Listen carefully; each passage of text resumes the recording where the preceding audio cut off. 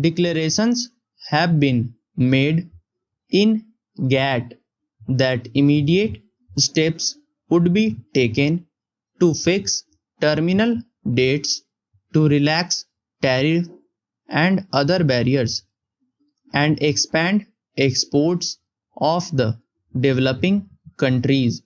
Even some members of the six in their agreements with us in 1959 had agreed to practical measures for an increase in our exports, for example, of jute goods and cotton textiles to Germany.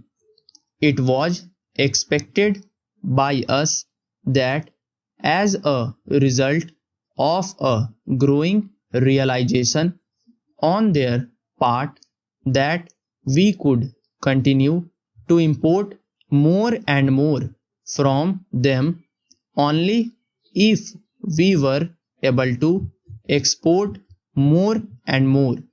We would be able to work out trading arrangements to provide growing outlets for our products on the continent. This has been the general trend and approach. How far does this general approach fit in with the present proposals? I do not see them fitting in. The present proposals are vague and the approach so far made is not satisfactory. Comprehensive trade agreements are a good idea, but in the quest for what has been described as a balance of bargaining positions, the prospects of our being able to negotiate a really worthwhile agreement with the enlarged community seem to us to have been seriously prejudiced. The developing countries are struggling hard to raise the standard of living of their people and the levels of their production. It is impossible for us to import machinery and capital goods necessary for our development plans unless we can increase the level of our exports.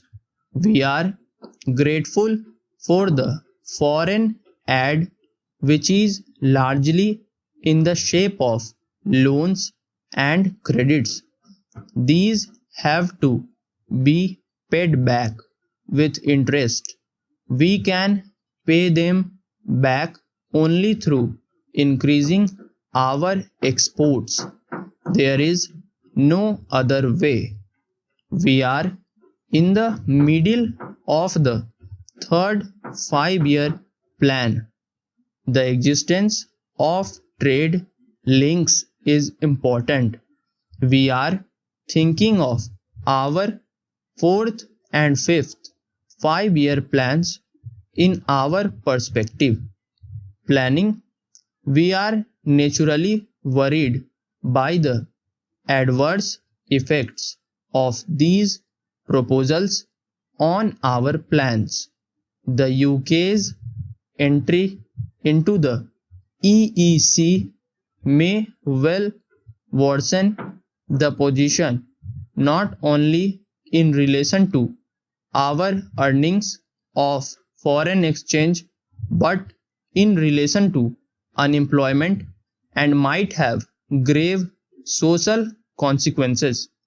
From the human point of view, all this does not fit in with an international approach or an approach of GATT, as it is generally accepted. The accession of the United Kingdom to the EEC means some diminution of her sovereignty. We need not to be afraid of that if it leads to a world order. Para. Subscribe the channel for regular shorthand and stenography videos.